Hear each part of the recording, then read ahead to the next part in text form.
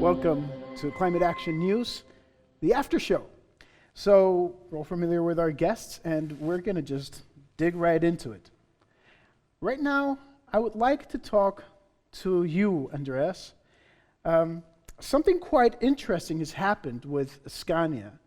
And I want you to tell us how it happened and why it happened and what you're seeing in the future because of it. And what I am talking about specifically is that you stopped operations for a full hour to train 2,500 managers to become trainers in climate action. Can you explain how this went, and can you explain more specifically the vision, the why behind it? Yes, I'm happy to. The background is that we have set fairly high ambitions on this area as a company. And we thought it was time to now open it up to all those ideas and all those solutions that are out there. Last hours, we talked about activism, and we really have a lot of activists in our company. And now it was really time to hear their voices. So what we did was that on the 20th of September, on the eve of the Climate Action Summit, we stopped all operations at Scania globally. 52,000 people stopped working, and they gathered in their small groups. And we had designed an hour. I mean, there was room to maneuver there. And of course, it's very different if you're working in sales or in your production units or in a service workshop. But we have designed an hour that was about learning the facts about climate, how it affects us as a company and as an industry, and then dig down till what can we do? Not what can someone else do, or my boss do, or the CEO do. What can we do in our group, in our respective area of responsibility? And to get there, we trained 2,500 managers to become that climate trainer during these hours. And for me, that was one of the fantastic things. I mean, it is a lot of things that is fantastic. We produce materials in 33 languages. We trained 52,000 people, and the number of ideas and solutions we got out of this day is just mind-blowing. So we have a big action list now. But the one thing that will maybe prove itself to be the crucial part of this initiative was that 2,500 managers really had to shoulder the responsibility of training their groups in climate and making this a normal part of our continuous improvement work. This is sometimes really important because you and I had a talk before about the lasagna effect, right? And this is basically sometimes you'll just heat up lasagna in the oven, and the top is hot, the bottom is hot, and the middle is completely frozen. And that's why I found it very interesting that you trained that middle part of the lasagna, as it were. And I think it's really, really good. It's not because these people that populates the mid layers in our organization are bad people or slow people. It's because of how our organizations are designed, that in the middle of our organization sits people with responsibilities for budgets and timelines and things that they did yesterday and are supposed to do a little bit cheaper and better tomorrow. And to find that time to really make those changes are very difficult. But doing like this, taking some time out and really listening to the people around you and having as a responsibility to take this further than really force them to make a change. Okay. Nick, I see you have something to say. I was nodding my head a little bit because I think this very simple point that has just been made about actually talking and listening to each other is something that is all too forgotten.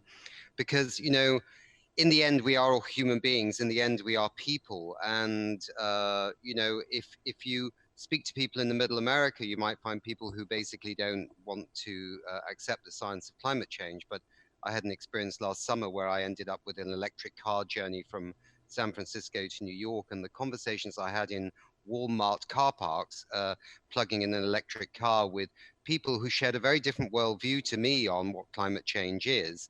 The mere fact we had a non-aggressive conversation and chatted about cars, electric cars, then about climate change. I'm not saying I transformed the view of somebody on the other side, but I think we built some bridges in terms of two different worldviews. And I also think conversation is also part of storytelling, which we were talking about in the other part of the show. There's a lot of evidence that human beings listen to stories. And the story of climate change, if we really only have 11 years to get on track, is a story that should be a story that should really fire up people's creativity and imagination and energy to change the whole trajectory of the societies in which they live. And so I think this whole thing with storytelling, conversations, and as we talked in the other part, the arts, because you know, I think it was the Pope that said that the inability of human beings to imagine what the world might be like in 10, 20, 30 years' time if climate change continues is actually a poverty of imagination. Oh, wow. Because we cannot, at this moment, many people cannot actually envision in their own heads what this world might be like under the risk assessments if we don't actually do something about it.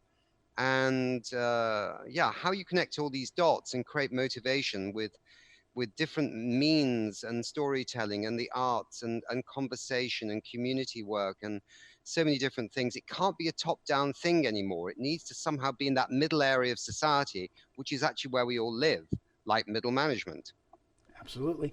So, Andreas, exactly what type of training did you do? Well, I've been a trainer for 20 years, so I went with the easy, the most effective way. We started with a quiz. So we basically, first we sent out the climate facts in a small brochure to all the 52,000 people. They also watched a film. Everyone watched the same film with our CEO, which, by the way, is a climate activist. And he gave the context and the background, and then we made a quiz. We encapsulated the learning that everybody needs to understand about climate, that it doesn't necessarily cost a lot of money, but we need to do it, that our biggest impact is in our products, not in switching off the lights or flying to Munich or not, but actually 96% is when our products are being used. Some of these key learning we encapsulated in a quiz. And then after that, the rest of the time, it was all about discussion on a local level. What can we do? What can we do short term, mid-term, and what can we do strategically in our group? And I'm going to go to Jill, but meanwhile, Andreas, I want you to think about one thing here, because I'm going to ask you this question in a little while. And that is, are you going to continue the trainings and what are you going to do about it? Jill, Nick just touched the point of storytelling. And I know that you and I have had this talk before, and I would really like you to give us your perspective on this through through the storytelling side. Yeah, so I've been working on climate since 2006, and the first kind of 8 years I did very traditional communications work that most people kind of have done in the past, which is bringing in scientists, bringing in policymakers, and it wasn't until 2013 when I had my own child that I really moved from like thinking about climate change in a very kind of intellectual way to something that was a much more emotional, an emotional process for me. So around that time, I was really thinking about like, how do you engage people? How come people don't care about this? But having my own child and then thinking about like this process of like thinking about his life in the future and what his future was going to look like and how I was helping to create that led me to this project that I helped co-found in 2015, which is called Dear Tomorrow. And what Dear Tomorrow does is it asks people to stand in the year 2050 and have a conversation with somebody who they care deeply about. That could be their child, that could be their grandchild, it could be like yourself in the future. And you're having a conversation about, what are you doing about climate change now in the year 2019? And you're reflecting on that question about this future conversation that you're going to have. And you're thinking much more deeply about how you think about climate change. What are your hopes and visions for the future? What are your fears and what are your actions? And so we've been collecting. It's a global storytelling project, and we've been collecting people's kind of personal testimonies over the last 4 years about this question of looking at the future through the lens of somebody that we love. So, thank you very much for that. And that just brings me to Isabelle. What's our future like? Right now, we're talking to the present, who is actually giving us a narrative of the future. And I'd like to know what the future is going to be like, what you want it to be like. Well, I mean, what we are striking for, what we're fighting for, taking a stand for, is climate justice. We want our governments to stay below 1.5 degrees global heating, even if it's plausible or not. We need that because it's going to affect us so much. And if we do achieve our goals, we know it's going to get worse before it gets better because of the 10-year delay. So in 10 years, when I'm an adult, I'm in getting a job and all of these stuff.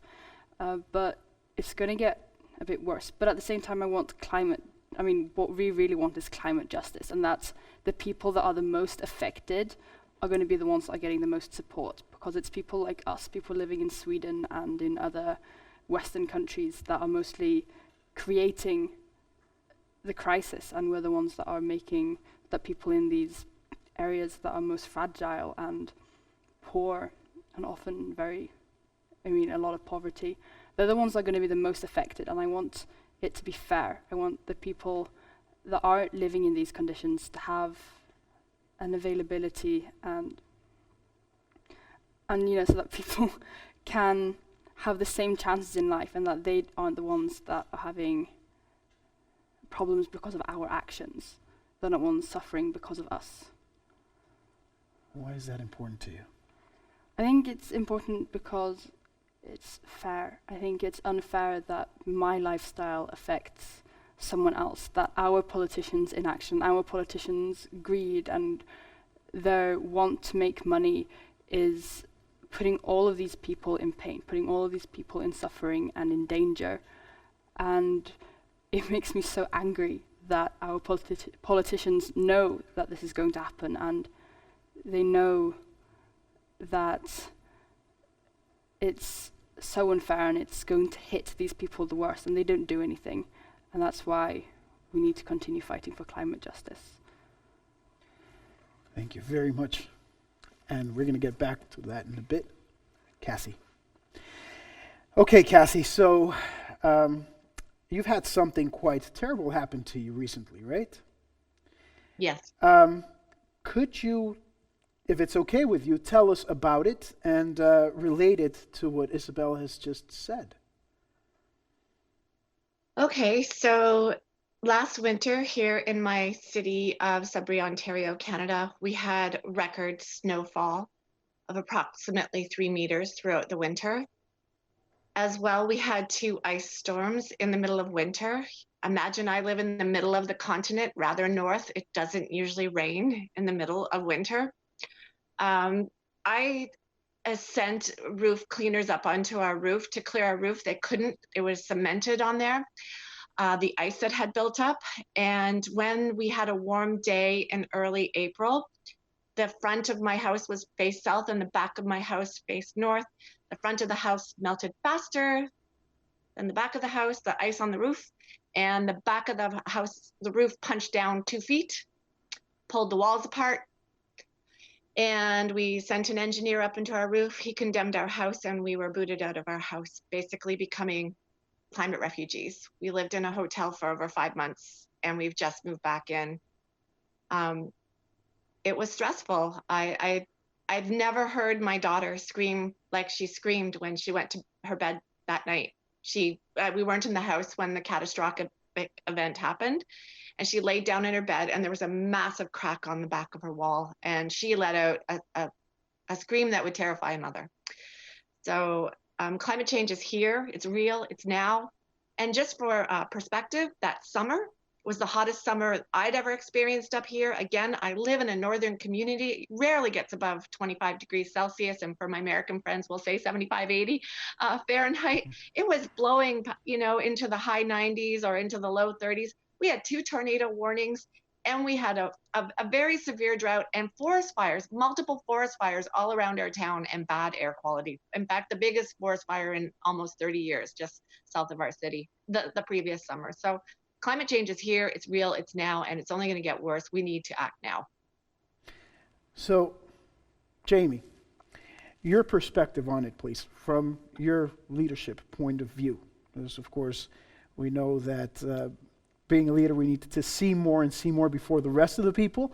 And I'd like to get your perspective on all this as well.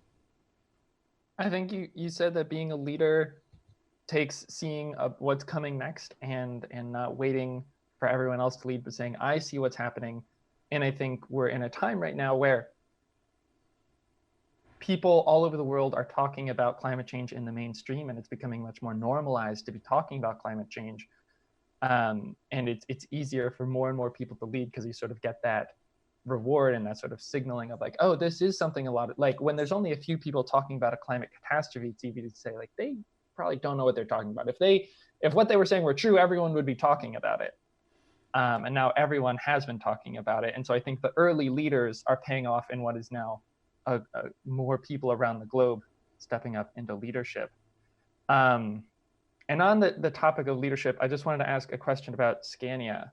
That I know the business model right now is sort of mass producing internal combustion engines. And I think so long as that's going, the business is not being part of the solution so long as that's the product.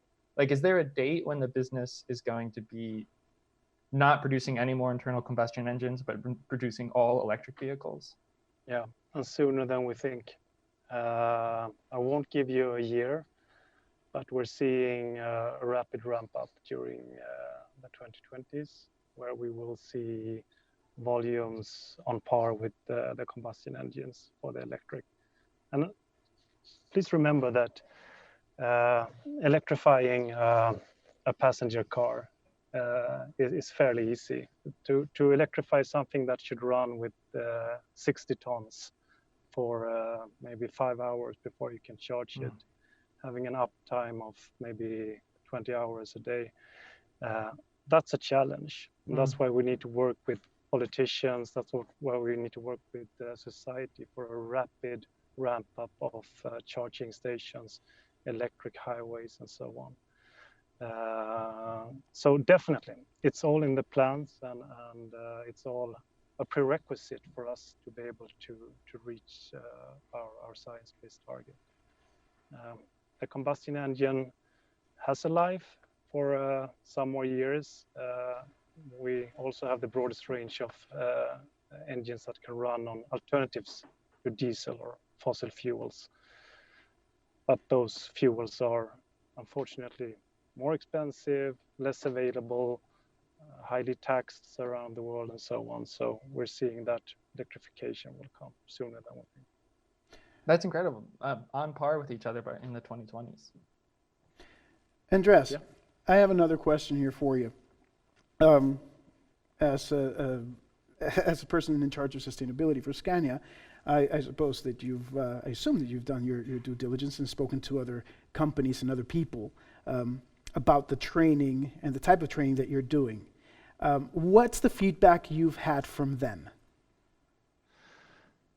Well, you shouldn't assume that actually. I haven't. I mean, the reactions we got to this fairly simple idea to stop operations and just focus on something that is really core for everyone to understand in order for us to succeed and come out on the other way of this transformation that I just talked to Jamie about as a winner or as a company at all. It's for us, it wasn't a hard decision to do that. But I guess your question to do it again and how to work with that moving forward, I'm not sure. There's certainly no decision to do it, and I think you do this once, you gather people around it, and you're trying to just cement in the what question, the answer to the question what. Now it's all about the how, and the how is something that should permeate our business anyhow. So I think it's a normalizing process that we're going through now. And we don't want this to be something that we make special days about, or special organization that should handle, or something like that. This should just be a part of normal business. And I think we're ready for that. Isabelle? Okay, yeah. So back to you, Andreas. I was wondering, because you did shut down on the 20th of September, 1 hour, how much has our movement, have our strikes had a consequence, and how much has it affected your thinking in sustainability, and how much does it affect your work? Just curious. Yeah, well, let me put it like this. I think we have worked with this for a bit longer than we have seen school youth be on strike, but it has accentuated. I mean, a lot of people in Scania are parents, and when their kids are stepping up and taking a stance, I mean, it's really something that rings a special emotional, how to say it, something rings in your chest. Myself is a parent with kids that goes on school strike, and it just makes it so much more urgent, I guess, to really do something. And I think many people in Scania has came back to us and said that they are so incredibly proud of being a part of this company that takes such a clear position in this, and that they now can see that they can combine their personal engagement and drive also at their work, and that their company is asking for their engagement and their knowledge and their ideas when it comes to tackling this challenge. Great. Nick, please. Thank you very much. I wanted to ask a provocative question here, which was that in these conversations you had at Scania with the middle management, and hopefully creative, imaginative conversations about the future of your company, did anybody ever once say, actually, maybe we don't need trucks anymore? You know, I ask that question simply because it must be quite difficult for some corporations who have been making certain products for a very long time to imagine that those products may no longer be needed. Yeah. So they are in a sense trying to reinvent the product to be greener, but actually maybe the product is no longer necessary. And maybe it's not a Scania issue, but maybe it's an oil industry issue. Maybe it's an oil company issue. Because maybe, you know, we're already seeing that we're still not getting the full response from the major oil companies. I see that the Royal Shakespeare Company in London and the National Theatre just refused to accept any more money from Shell for sponsorship, which was an act of defiance in a sense. But there must be some companies out there who are making things that just by simply greening them isn't really enough.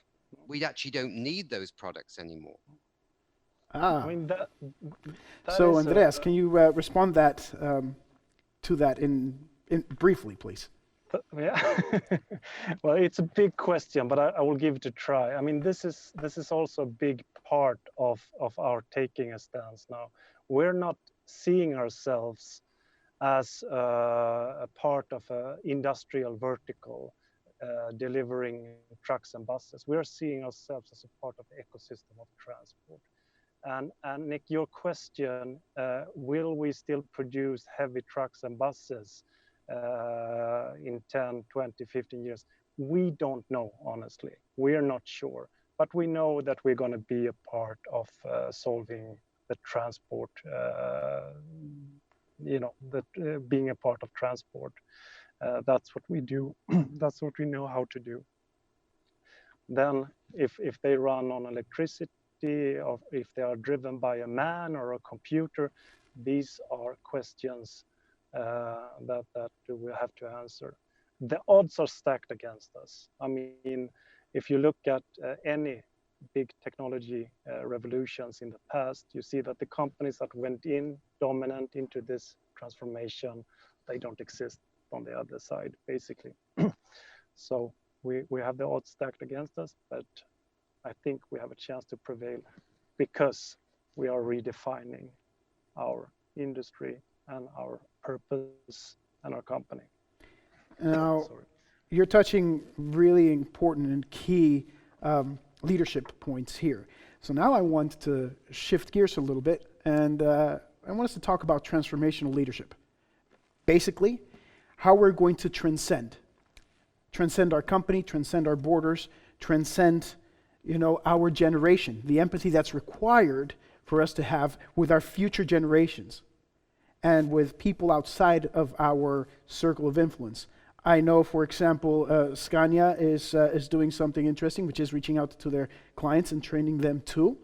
But Jill, from your storytelling perspective, I think this is a very important part of it. Can you please tell us how we're going to achieve this transformational leadership in climate action? That's a huge question. So, I mean, I think that through my work and also like in observing like lots of other kinds of engagement tools, I think that there's like at least three main things that we have to do in terms of engaging people in a cultural or social way. One is I think we need deeper engagement. So we need to actually have people really think and reflect about the issue, about what they're doing in it, and what is their own role, and then getting people to kind of reflect on that and make commitments. So, it's no longer okay to just be like, I recycle, or I'm going to change my light bulb. So we need to think about what we're doing in our homes socially and also politically in order to help make this transformation. The second thing I would say, and I don't think we do very well, is that we need to reimagine what the future looks like. And so I think actually Nick's question about can we imagine like not having cars or not making those trucks, I think those are the kinds of questions we need to kind of think, well, what do we want 2030 to look like in 2040 and 2050?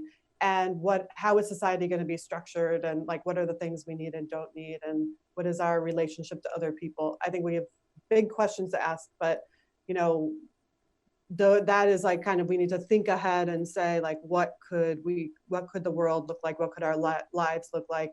And how can it not be all about loss, but how can it be like beautiful and connected? And how can we start to like put that path forward?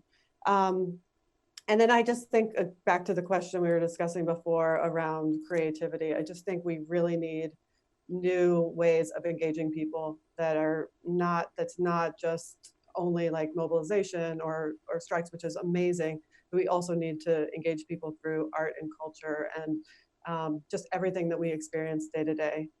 Those are my like top three things I think that I recommend for engagement strategies. Brilliant. Thank you very much.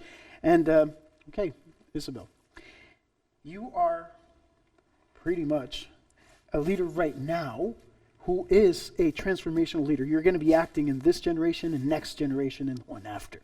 Yeah, you are a transformational leader. And touching on the imagination that we were talking about with both Nick and Jill, how do you come up with and how do you decide what you're going to say on stage? At the big strikes, do you mean? At the big strikes. Yeah. So when we write our speeches or when we draft them, we're thinking about what do we want people to hear? Not do the people want to hear, but what do they need to hear? What do the politicians need to hear? Because basically when we're on that stage, we're talking to the politicians. We want them to act. And what we did at the latest strike on the 27th is that we spoke about how long the crisis has been happening. We talked about Seven Suzuki, who held a speech at UN meeting in the 90s, and basically let them know, like, 27 years ago, a child younger than me stood up to politicians and talked about the crisis. 27 years later, not much has happened, and the politicians are still telling us, like, oh, political processes take time, but they've wasted so much time. So basically, we're letting people know that we're not here and demanding the impossible. We're here demanding that they actually act and stop sitting by idly. When we also talk about what we want represented from our stages is Indigenous people's voices, because Indigenous people have been protecting the environment and the climate for so long, and we really need to look towards them and see how they are living with nature besides taking from nature. And we have a clear example of that in Ecuador as well right now. And it's amazing. It's beautiful. Thank you very much. Okay, and now I'd like to talk to you, Cathy and Jamie. What's your perspective on this? Cathy. Jamie, you go first this time. Okay. No, Cathy, you go. Well, I think one of the most important wits to develop in a child, and I'm a mother of three daughters, is imagination, because that allows you to creatively problem solve. And I've been in the climate movement since 2004, and what I've noticed, what was missing a lot was the arts. And if you look back at the civil rights movement and other movements, there was a lot of arts infused to it, music and various things.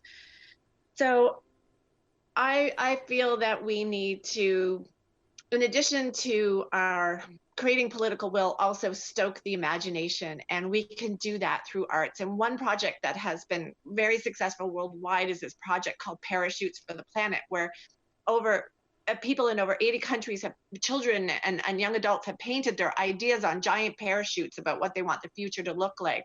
And this creates community, and then this art installation travels around, and this is a jumping off point to get to the next level for creating political will. So I think in conclusion, and what every sector of society plays an important role, the academics, the political people, and all of us, but the arts, I think the arts soothe our souls at this time of massive change, and they open up our imaginations to see the future. And that's the message I would like to leave with you all as part of our transformational leadership. That's great. That's beautiful. Jamie, over to you. And I think Citizens Climate Lobby really prides ourselves on being climate activists who are for something, that we actually have the capacity to envision the better future, and not only in broad sort of aspirational terms, but in pen and paper bill text form. We now have a bill that's in Congress that has bipartisan support. It's getting new co-sponsors every week that Congress meets.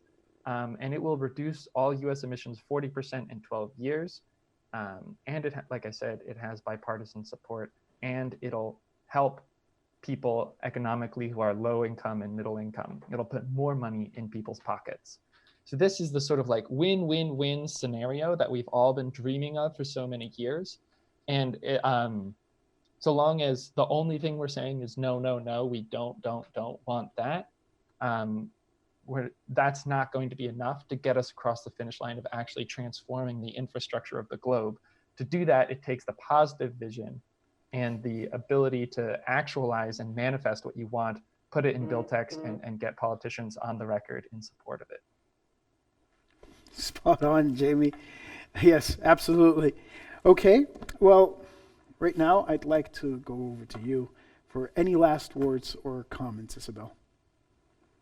Not really. I think a lot of things has been said. I'm not great at being put on the spot, but I do think it's really important that stories are told. I'm a person that looks at the climate crisis in a very black and white way. Like, it's a fact. We are in a crisis, and our politicians need to stop emitting greenhouse gases to stop it. But it is really complex within that. And to get people to understand that it's complex, they need a story to follow. So I guess that's why we have become so big. We're not doing anything too different than what climate activists have been doing for generations, pointing towards the science and pointing towards the facts, but now they also have a story to look at. That's beautiful, and it's very, very true. Well, thank you very much, everybody. Really appreciate all the time and all the thought that you've put into this. It's been great, absolutely fantastic. Well, this is the after show for this. Okay, the producer's just telling me I have to go back to Andreas. Of course, I was going to ask you about the training. Yes, that's our last question today. What are you going to do about the training in the future? What's your plan?